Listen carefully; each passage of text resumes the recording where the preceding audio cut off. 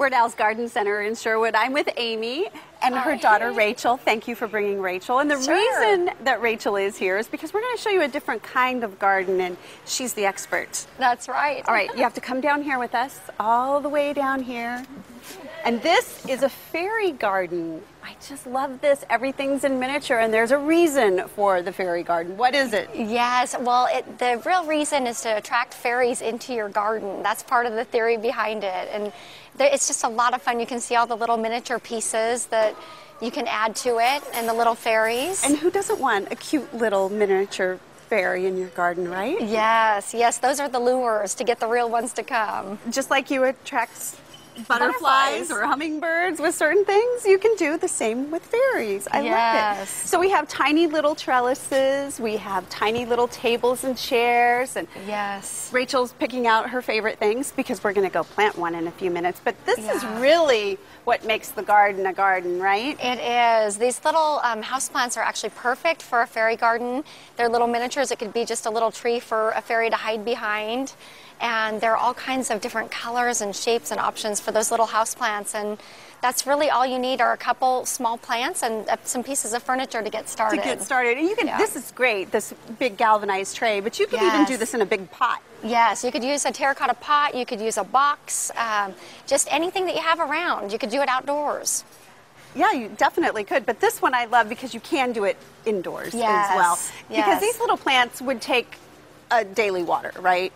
Pretty much, yeah. You'd want to check them every day and just see what they need. So it would be handier to have this little one inside anyways. Right. Well, I just love this, and I know all of the kids out there are going to love it too. But like you said, you can't plant it outdoors. Yes. All right, so we're going to go take a look at what an outdoor fairy garden looks like.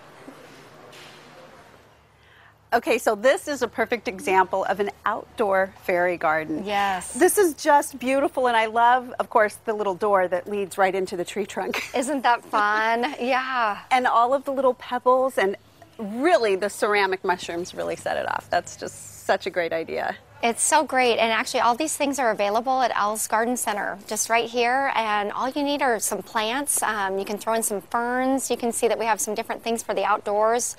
Some hostas and a stelby work great, and if you have a tree trunk, that is perfect. So that works out really good. And I love the stones with the little words on them. Yeah, the stones really add to it. A little frog is kind of fun to tuck in, or little fairies here and there. And then if you have a shaded area, why not throw in some plastic, right? Exactly. You can do it if you need to. You can. Yep.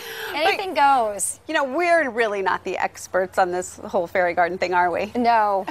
I think the kids are a little bit closer to that. I think so too. Rachel is showing us right now what her idea of a fairy garden is going to look like. And I love that. You only really need a small space. You do. You can use any little thing, anything that you have around as a a pot or whatever you need as a base is great, and it's really fun to just add things. And the neatest thing is it's just up to your own imagination. It can be whatever you want it to be. And kids have a great imagination. They do. And you can use all sorts of things, whether you buy them or whether you already have some of these things. Some little toys, anything kids can add to it. They can change the theme at a whim, whatever they feel like doing. But they really are the experts when it comes to this sort of imaginative play. And it really also gives them a great intro into gardening. It does. It does. It gives them their own little interest. And we've seen a lot of grandparents coming in to get things to do with their grandchildren, and parents with their kids. So that's been really neat to see.